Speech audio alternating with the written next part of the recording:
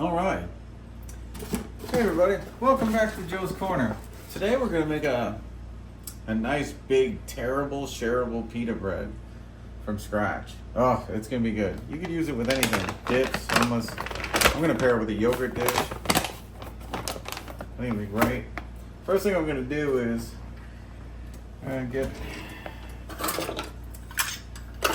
a generous cup of flour. As in, like, it's heaping. It's not flat.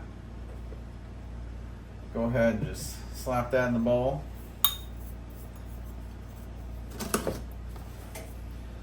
I'm going to salt it.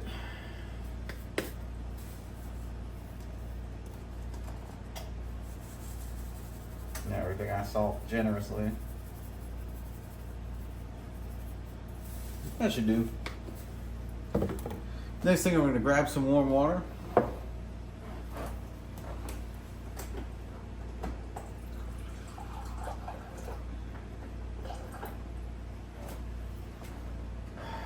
It's not quite half a cup, it's a little bit more than a fourth of a cup. You don't want this mix to be overly dry. I'm going to sprinkle some sugar into the cup. The yeast will eat the sugar. Salt this stuff around.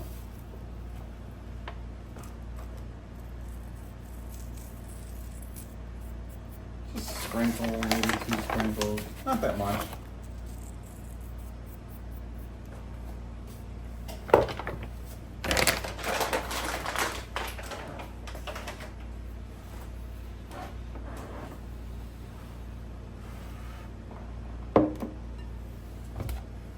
Next thing I'm going to do is I'm going to kind of cover the top of this with some yeast.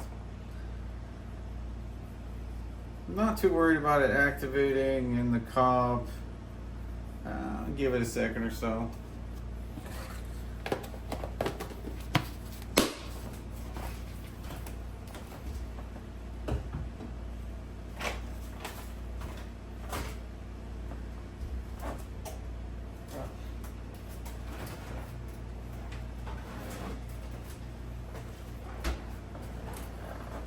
I like to add a splash of whole milk to my cup here. You don't have to, but I think it makes it better.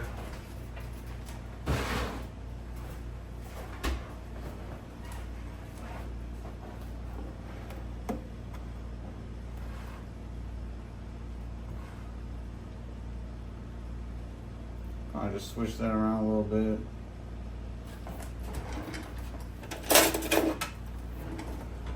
We can whisk it.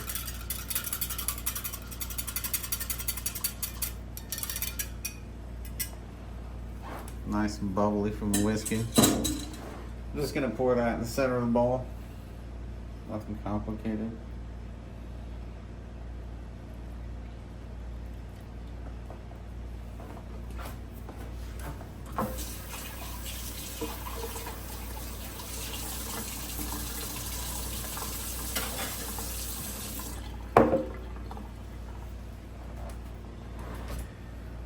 And we're going to knead it by hand for a few minutes. I kind of swirl it around.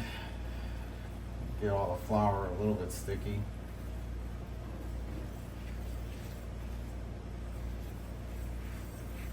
If it looks a little dry, that's okay.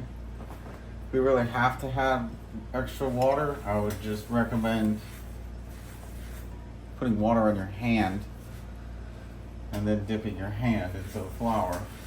I wouldn't actually measure out any water at this point. This makes a generously sized pita. I already have my oven preheated to 500 degrees because it takes my oven 30 or 40 minutes to get to 500 degrees. So I do that ahead of time. Keep that in mind. I don't know how long it takes everybody's oven to get that hot, but that's what you want your temperature set.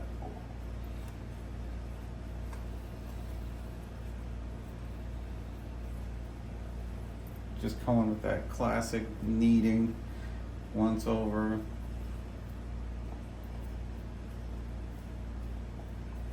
Kind of fold over, fold over, fold over.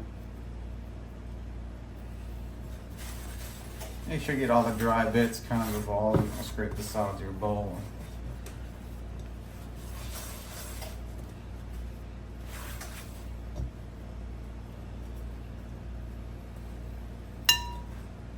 I also use a pizza stone that I have that can withstand 1,000 degrees to make this. You can do it in a pan.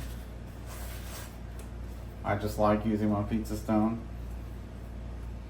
I don't recommend getting a pizza stone that can withstand 500 degrees because at 500 degrees, it'll break.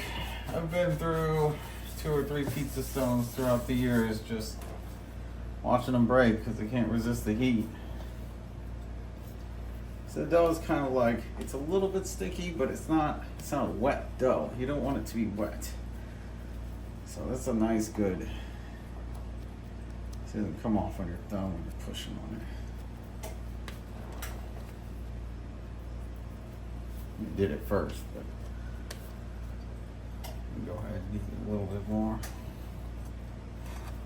If it does feel a little sticky at this point, you can always add a little bit of flour. Like we could just take a little bit and add it to it.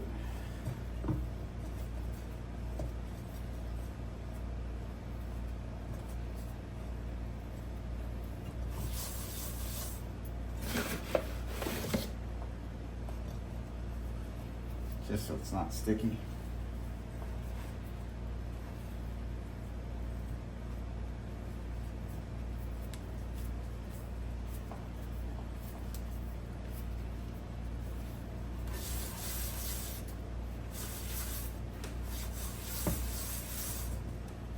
It's not a very large ball of dough.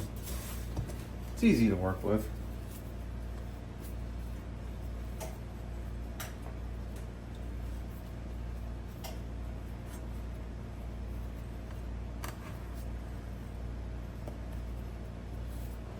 Once you feel like it's a good consistency, it takes a few minutes, I suppose. Once you feel like it's a good consistency, one solid, kind of make it into a ball. Some pressure, make sure it's all sorted. One solid mass.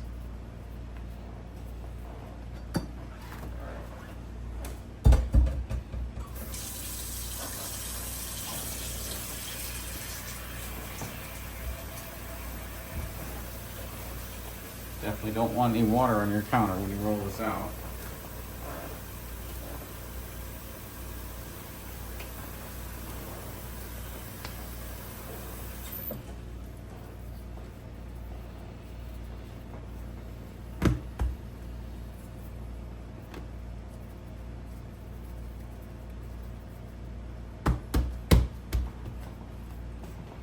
I think I'll flatten out just a little bit, not much. If you have to, you can put a little bit of flour on the counter so it doesn't stick, but I've just got this nice tiny rolling pin, no handles. I find it does the job. Kind of put yourself about halfway through and stretch it, and come back the other way, stretch it. I tend to flip mine, put the other direction. Again, about halfway through, pull on it, stretch it. Use a good amount of pressure. You really want it to flatten out. I know traditionally pitas are a little bit smaller, but this is the nice tear and share size. Well, you don't have to make 2. Yeah, it feeds 2 people comfortably. If you got more than that, you might want to make an additional one.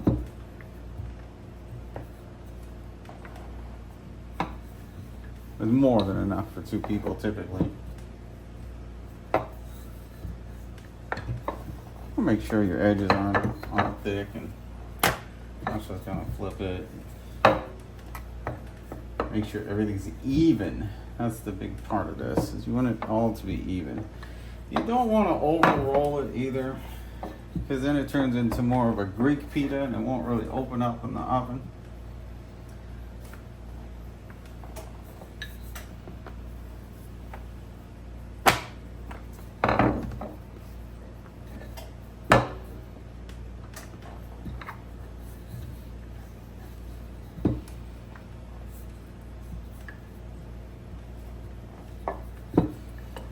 I'm not worried about it making it round. If you really want to, you can make it into a heart shape for that romantic pita night that you need.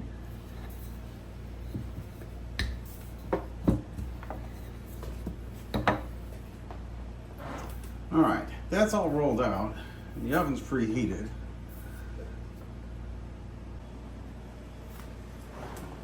Now the trick is, you probably want to have your oven mitt on, and you want to be able to get this in here rather quickly, not from the table to the oven so much, but just you don't want to release much heat out of the oven. See, the pizza stone, it's lovely to resist 1,000 degrees. Without shatter. There we go. Let's get this on there. Nice and flat. We're gonna pop that in there for, I would say, between 4 and 5 minutes is what you're shooting for. I would check it at 4 minutes, but a lot of ovens it takes 5 minutes, and the pizza stone's already hot, so sometimes it cooks a little bit faster on a pizza stone than it would on a pan that is not preheated. All right, we'll be back in a couple minutes. All right, so let's open up the oven and take a good peek at this. The timer's about to go off. It's gonna be the softest, chewiest, yummiest pita ever. Let's see. Woo! Yeah, look at that bad boy. Timer went off anyway. Got it.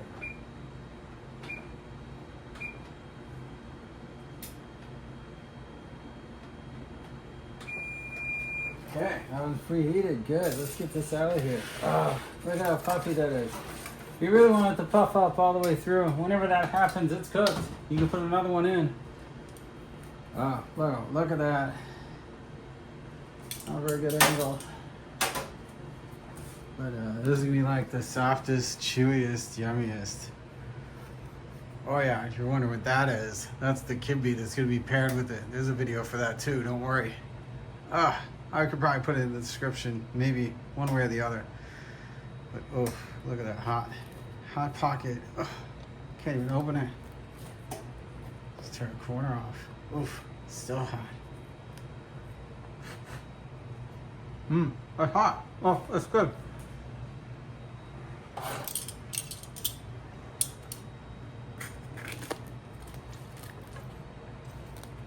There we go. Now you can see the steam. Oof.